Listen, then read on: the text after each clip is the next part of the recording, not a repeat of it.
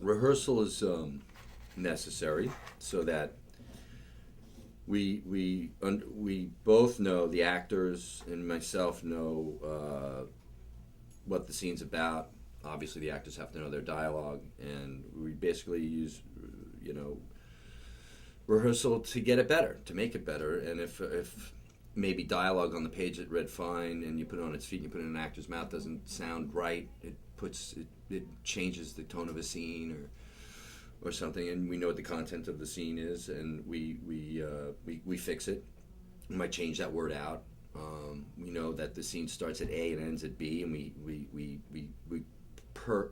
pick apart the beats in that scene to get to that place. And if some of the beats are wonky, or they're not, the jokes aren't flying, or information's not getting out correctly, reaction's not correct, we can fix it in rehearsal.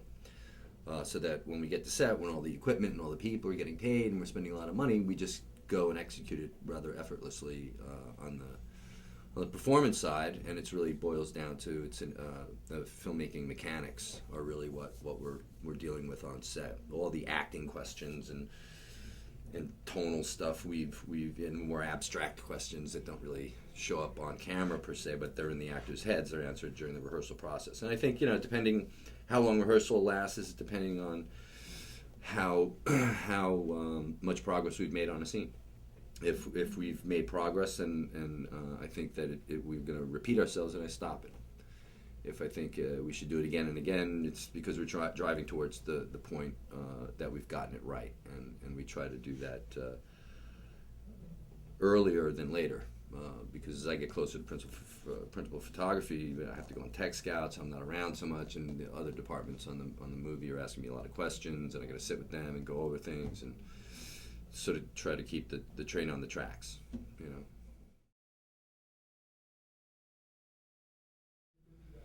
I think making sure that the chemistry between the three lead actors is there.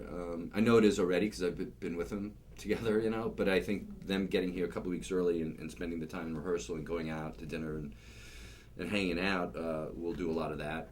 Take a trip to Dallas together and whoop it up out there and bust on each other and put this, get a feel for each other as people, so that when they inhabit these characters, they know how to interact, and it'll read on camera. I mean, chemistry's a bit of alchemy, but I think these guys have it.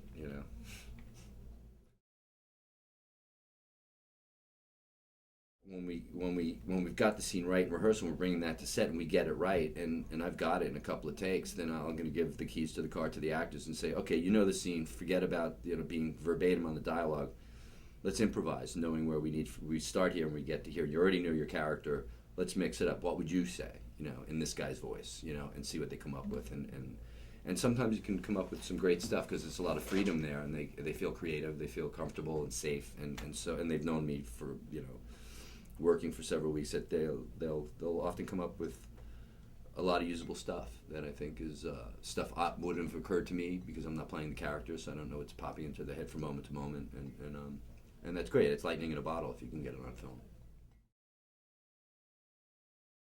Well, with rehearsal, it's so much of getting all the beats very, very specific, getting what are each of the scenes about, technically as far as the comedy is concerned, where are the pauses, what is the tone of this particular moment in this particular scene, how is this beat different than that beat, how are your relationships with certain characters different than with other characters, and really trying to, I think one of the ways that's helpful for me with rehearsal to do that is just exploring and trying different things and really trying to understand the character. I think that the most important thing about rehearsal is to work out everything technical, to try the things that work and to try the things that don't work.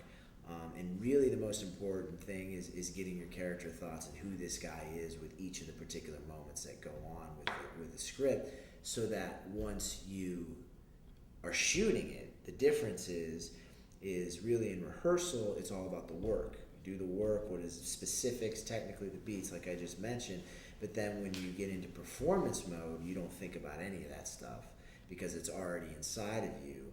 and it's more about what's actually happening in the moment, listening and reacting to what the other person does. So I think that rehearsal, you are listening and reacting to what the other actors and people give you, but it's also more specific about your own work, where when you're doing the performance, it's less about your own work and zero about your own work, and more about listening and reacting to the other actors and really creating an environment that's real.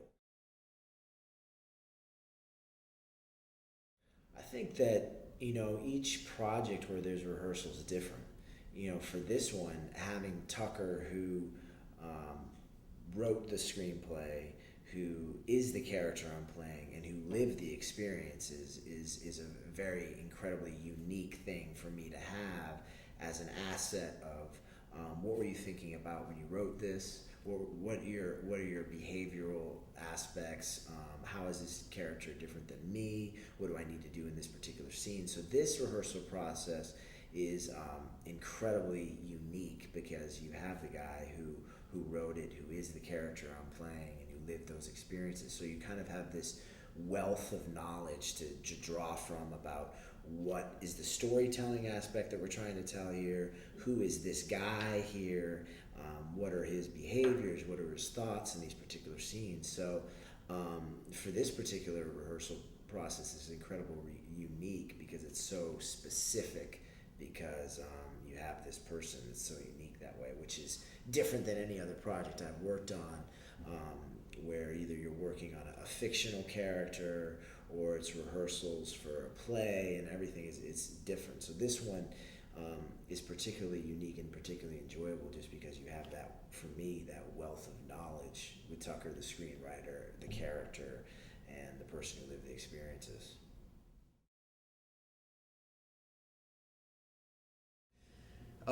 Well, I was shooting another movie right before this.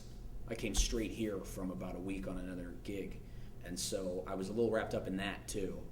But I mean, going into any movie, I just kind of reread the script, half a dozen times, and make a lot of notes. And in this case, I was finishing up the book too. I don't know, man. You just kind of, exercise your creative muscles and just kind of think about what you think's going to work, what you think's not going to work.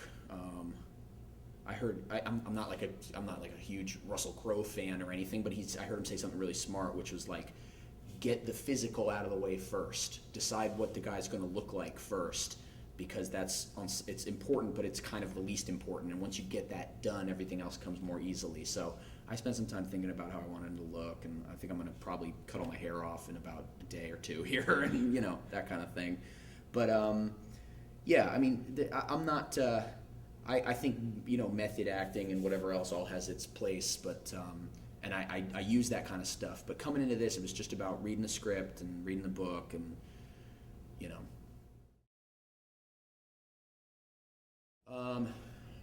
well, it's not a necessity to go through the rehearsal process, but it only makes things better from my experience.